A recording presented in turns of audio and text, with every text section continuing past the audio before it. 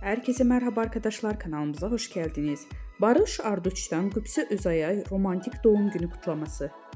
Ünlü oyuncu Barış Arduç, eşi Qübsə Özay'ın 41. doğum günü sosyal medya üzerinde romantik bir paylaşım yaparak kutladı. Çiftin bu özel anı takipçileri tarafından büyük ilgiyle karşılandı.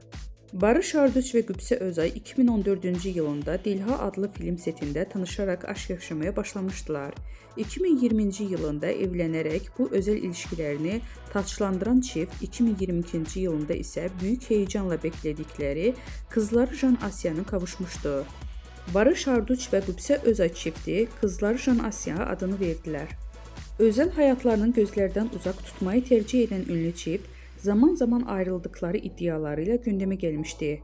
Ancak bu iddialara yanıt veren çift, bir tatilde Alaçatı'da birlikte objektiflere yansıdı. Denizde birlikte giren ikili kendilerini görüntüleyen gazetecilere el sallayarak samimi bir şekilde selam verdi.